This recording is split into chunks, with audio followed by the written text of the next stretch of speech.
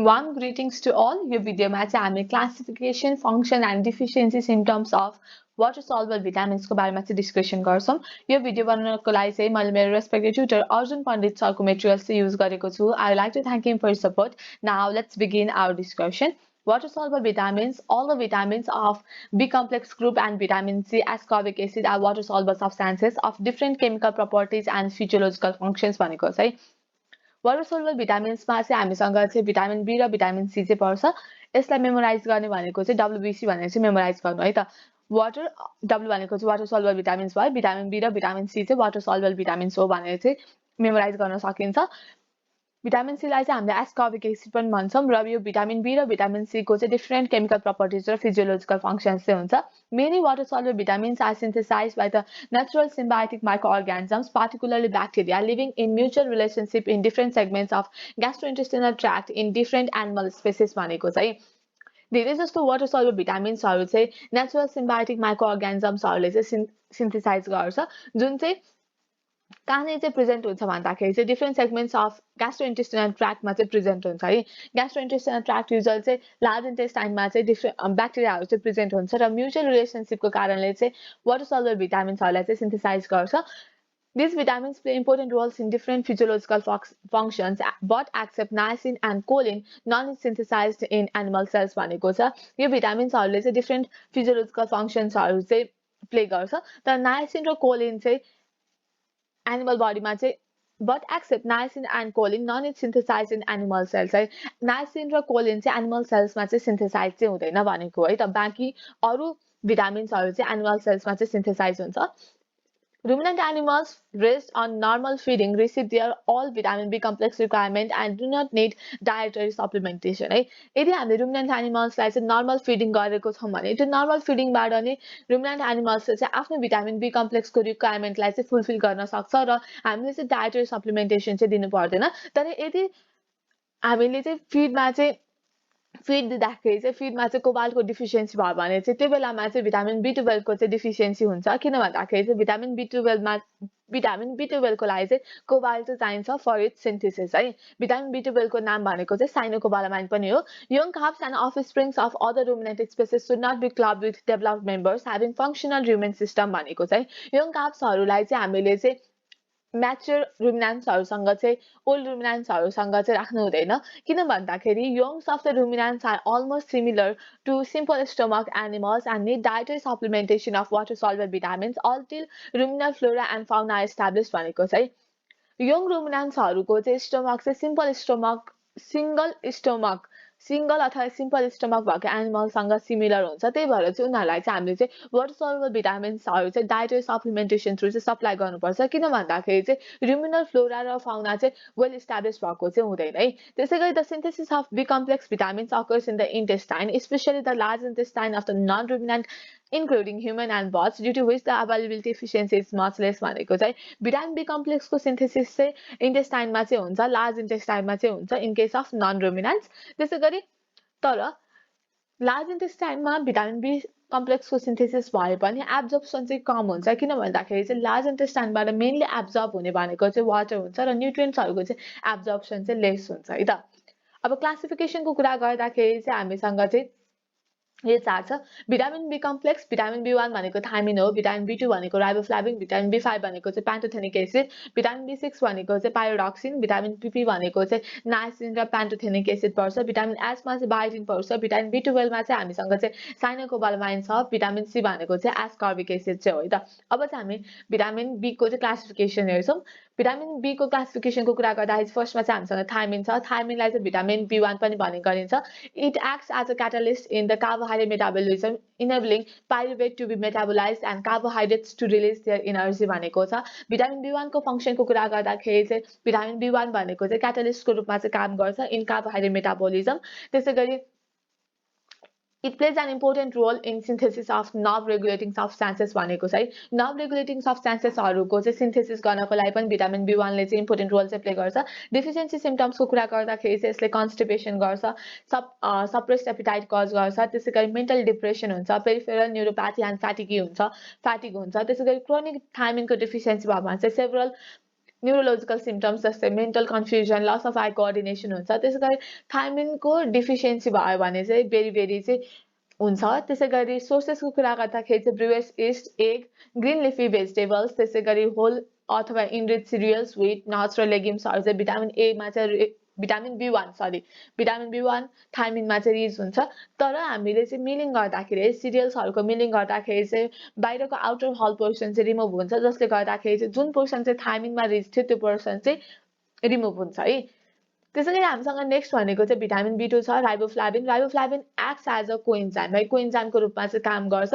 That is one that combines with portion of another enzyme to be effective in the metabolism of carbohydrate, fat and especially respiratory protein भनेको चाहिँ vitamin B two भनेको चाहिँ कोइन्जाइमको रूपमा काम गर्छ भनेको चाहिँ यो अरू इन्जाइम्सहरूसँग चाहिँ कम्बाइन भएर चाहिँ कार्बोहाइड्रेट, फ्याट र अरू रेस्पिरेटरी प्रोटिनको चाहिँ मेटाबोलिजमलाई चाहिँ इफेक्टिभ चाहिँ बनाउँछ।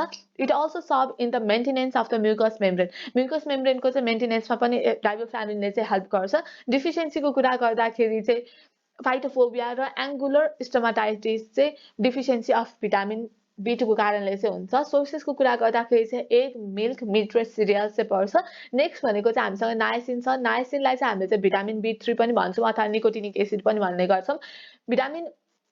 नायसिनको कुरा गर्दाखेरि चाहिँ active form of vitamin B3 है, त्यो सिन्थेसाइज गर्नको लागि चाहिँ नायसिन चाहिँ इम्पोर्टेन्ट छ। त्यसै गरी both NAD that is nicotinamide 89 डाइन्युक्लियोटाइड र एनएडीपी द्याट इज निकोटिनामाइड 89 डाइन्युक्लियोटाइड फस्फेटहरू चाहिँ कोफ्याक्टरको रूपमा चाहिँ काम गर्छ। के को लागि? फर न्युमरस डिहाइड्रोजिनेट सिस्टम है। न्युमरस डिहाइड्रोजिनेट सिस्टममा चाहिँ एनएडी र एनएडीपी चाहिँ एउटा कोफ्याक्टरको रूपमा चाहिँ काम गर्छ। यसको डिफिसियन्सीको कारणले चाहिँ dermatitis, weight loss, diarrhoea, depression र डिमेन्सिया चाहिँ हुन्छ। सोर्सेसको कुरा गर्दाखेरि चाहिँ liver, poultry, meat, salmon, whole grain, enriched cereal, dried beans र पिनट्सहरू चाहिँ पर्छ। त्यसै गरी हामीसँग नेक्स्ट भिटामिन भनेको चाहिँ प्यान्टोथेनिक एसिड छ। प्यान्टोथेनिक एसिडलाई चाहिँ हामीले भिटामिन बी5 पनि भन्छौँ। भिटामिन बी5 चाहिँ कोइन्जाइम ए को रूपमा काम गर्छ। त्यसै गरी कार्बोहाइड्रेट्सको मेटाबोलिजमको लागि पनि यो प्यान्टोथेनिक एसिड चाहिँ त्यसमा चाहिँ इन्भल्भ हुन्छ। फर इक्जाम्पल टिसिए साइकल, अरू फ्याट्स र प्रोटिन्सको मेटाबोलिजममा चाहिँ इन्भल्भ हुन्छ।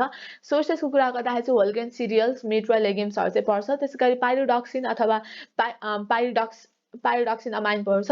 यिनीहरूलाई चाहिँ हामीले चाहिँ कलेक्टिभली चाहिँ भिटामिन बी6 भन्छौँ र भिटामिन बी6 को चाहिँ बायोलोजिकल एक्टिभ फर्म भनेको चाहिँ पाइरिडक्सल फस्फेट चाहिँ पर्छ। पाइरिडक्सल फस्फेटलाई चाहिँ यो पाइरिडक्सिन अथवा पाइरोडक्सिन अमाइनलाई चाहिँ क्याटाबलाइज गर्ने pyridoxine र pyridox amine are collectively known as vitamin B6, which are converted to the biological active form of vitamin B6, pyridoxal phosphate भनेको चाहिँ pyridoxine अथवा pyridox amine भनेको चाहिँ vitamin B6 हो। तर vitamin B6 को चाहिँ active form भनेको चाहिँ biological active form भनेको चाहिँ pyridoxal phosphate चाहिँ हो। This conversion is catabolized by the ATP requiring enzyme pyridoxal kinase है। यो पाइरिडक्सिन अथवा पाइरिडक्स अमाइनलाई चाहिँ पाइरिडक्सल फस्फेटमा कन्भर्ट गर्ने भनेको चाहिँ एउटा इन्जाइम छ जसलाई चाहिँ हामीले पाइरिडक्सल काइनेज भन्छौँ र यो पाइरिडक्सल काइनेजलाई चाहिँ एटिपी चाहिँ चाहिन्छ है त, एटिपी रिक्वायरिङ इन्जाइम हो। त्यसै गरी यो हाम्रो भिटामिन बी6 पाइरिडक्सिन अथवा पाइरिडक्स अमाइनको चाहिँ फङ्सन भनेको चाहिँ कोफ्याक्टरको रूपमा चाहिँ काम गर्छ इन द ट्रान्सएमिनेसन रियाक्सन, जसले चाहिँ एमिनो एसिड्सको चाहिँ सिन्थेसिस र क्याटाबोलिजममा चाहिँ रोल चाहिँ प्ले गर्छ। त्यसै गरी ग्लाइकोजिनोलाइसिसमा नि कोफ्याक्टरको रूपमा चाहिँ काम गर्छ। डिफिसियन्सी अफ भिटामिन बी6 are rare and usual related to overall deficiency of B complex vitamins भनेको चाहिँ भिटामिन बी6 को चाहिँ डिफिसियन्सी चाहिँ रियर हुन्छ र भिटामिन बी6 को डिफिसियन्सी चाहिँ भिटामिन बी कम्प्लेक्सको चाहिँ डिफिसियन्सीसँग चाहिँ सिमिलर हुन्छ। त्यसै गरी हामीसँग नेक्स्ट भनेको चाहिँ बायोटिन छ। बायोटिन चाहिँ के को रूपमा काम गर्छ भन्दाखेरि चाहिँ कोफ्याक्टरको रूपमा चाहिँ काम गर्छ in the carboxylation reaction. For example acetyl coenzyme carboxylase रियाक्सनमा चाहिँ कोफ्याक्टरको रूपमा चाहिँ काम गर्छ। त्यसै गरी बायोटिनको डिफिसियन्सी चाहिँ रियर हुन्छ। त्यसै गरी यदि डिफिसियन्सी चाहिँ कुन बेलामा देखिन्छ भन्दाखेरि चाहिँ लङ एन्टिबायोटिक्स थेरापी भयो भने चाहिँ लामो समयसम्म चाहिँ deficiency is generally seen after a long antibodies therapy which depleted the intestinal fauna or following excessive consumption of raw eggs भनेको चाहिँ long antibodies therapy को कारणले गर्दाखेरि चाहिँ intestinal fauna हरू चाहिँ डिप्लेट हुन्छ जसले गर्दाखेरि चाहिँ बायोटिनको चाहिँ डिफिसियन्सी हुन्छ र excessive consumption of the raw eggs भयो भने पनि बायोटिनको चाहिँ डिफिसियन्सी हुन्छ। किन भन्दाखेरि चाहिँ egg white protein that is एभिडिनले चाहिँ बायोटिनसँग चाहिँ एउटा कम्प्लेक्स बनाउँछ अथवा त्यसको चाहिँ दुईटाको चाहिँ एफिनिटी चाहिँ बढी हुन्छ, जसले गर्दाखेरि चाहिँ बायोटिनको चाहिँ एब्जर्प्सन चाहिँ कम हुन्छ है। Intestinal absorption of the biotin चाहिँ डिक्रिज हुन्छ र बायोटिनको चाहिँ डिफिसियन्सी चाहिँ हुन्छ है। र बायोटिनको सोर्सको कुरा गर्दाखेरि चाहिँ बायोटिन चाहिँ हामीले चाहिँ न्युमेरस फुड्सबाट चाहिँ पाउँछौँ र बायोटिनलाई सिन्थेसाइज गर्ने काम चाहिँ इन्टेस्टिनल ब्याक्टेरियाहरूले चाहिँ सिन्थेसाइज गरिरहेको हुन्छ। कोबालामाइन भनेको चाहिँ भिटामिन B12 हो। यो चाहिँ कोफ्याक्टरको रूपमा काम गर्छ। त्यसै गरी मिथाइल B12लाई चाहिँ सक्सिनाल कोएन्जाइम एमा कन्भर्ट गर्न पनि भिटामिन B12 चाहिँ कोफ्याक्टरको रूपमा चाहिँ काम गर्छ। त्यसै गरी यसको डिफिसियन्सी भयो भने चाहिँ नर्भ सेलको चाहिँ नर्मल आर्किटेक्चरलाई चाहिँ यसले चाहिँ अल्टरेसन चाहिँ गर्छ। त्यसै गरी अल्टर गर्ने काम गर्छ। त्यसै गरी भिटामिन B12 को सोर्सको कुरा गर्दाखेरि चाहिँ भिटामिन B12 लाई चाहिँ माइक्रो अर्गानिजम जुन चाहिँ लिभर अफ एनिमलमा चाहिँ प्रेजेन्ट हुन्छ त्यसले चाहिँ सिन्थेसाइज गर्ने काम गर्छ। त्यसै गरी नेक्स्ट भनेको चाहिँ हामीसँग फोलिक एसिड छ। फोलिक एसिडले चाहिँ के गर्छ भन्दाखेरि चाहिँ helps to remove some of the glutamate residues through the action of lysozyme enzyme है। लाइसोजाइम इन्जाइमको कारणले चाहिँ त्यो ग्लुटामेट रेसिड्युजहरूलाई चाहिँ रिमुभ गर्न चाहिँ हेल्प गर्छ। यसको सोर्सको कुरा गर्दाखेरि चाहिँ इस्ट र लिफी भेजिटेबल्सहरू चाहिँ फोलिक एसिडमा चाहिँ रिच हुन्छ। त्यसै गरी डिफिसियन्सीको कुरा गर्दाखेरि चाहिँ भिटामिन B12बाट जे जतिको कम्प्लिकेसन आउँछ त्यस्तै कम्प्लिकेसन चाहिँ फोलिक एसिडको चाहिँ डिफिसियन्सीको कारणले हुन्छ। त्यसै गरी एस्कर्बिक एसिड भनेको चाहिँ भिटामिन C हो। भिटामिन C को फङ्सनको कुरा गर्दाखेरि चाहिँ यसले चाहिँ कोलाजिनको फर्मेसन र मेन्टेनेन्समा चाहिँ हेल्प गर्छ। कोलाजिन भनेको चाहिँ प्रोटिन हो जसले चाहिँ बडीको स्ट्रक्चरलाई चाहिँ सपोर्ट प्रोभाइड गर्छ र बोन र टिथको फर्मेसनमा चाहिँ मेजर रोल चाहिँ प्ले गर्छ। त्यसै गरी भेजिटेबल फुडबाट चाहिँ आइरनको एब्जर्प्सन पनि इन्हान्स गर्ने काम चाहिँ एस्कर्बिक एसिडले चाहिँ गरेको हुन्छ। डिफिसियन्सीको कारणले चाहिँ स्कर्बी हुन्छ। This symptoms are due to the loss of the cementing action of the collagen है। कोलाजिनको सिमेन्टिङ एक्सन जब चाहिँ एस्कर्बिक एसिडको चाहिँ डिफिसियन्सी हुन्छ तब चाहिँ कोलाजिनको चाहिँ सिमेन्टिङ एक्सन भनेको चाहिँ जुन चाहिँ बाइन्ड गर्ने क्यापेसिटी हो त्यो चाहिँ लस हुन्छ, जसले गर्दाखेरि चाहिँ टिथको लस हुन्छ र जुन यङ एनिमल्सको चाहिँ लङ बोन्समा चाहिँ सेलुलर चेन्जेसहरू चाहिँ देखिन्छ। सोर्सेसको कुरा गर्दाखेरि चाहिँ एस्कर्बिक एसिडको सोर्सेस भनेको चाहिँ साइट्रस फ्रुट्स हुन्छ, फ्रेस स्ट्रबेरिज हुन्छ, पाइनएप्पल हुन्छ, टमाटोज हुन्छ, ग्रिन पेपर हुन्छ, क्याबेज हुन्छ, स्पिनाच अथवा पालक चाहिँ हुन्छ है। सो यसरी यो भिडियोमा चाहिँ हामीले क्लासिफिकेसन अफ भिटामिन B र C को बारेमा चाहिँ डिस्कसन गऱ्यौँ। कहीँ कतै बुझिएको छैन भने कमेन्ट सेक्सनमा कमेन्ट गर्न सक्नुहुन्छ। Thank you for watching this video. Take care, stay safe, bye by.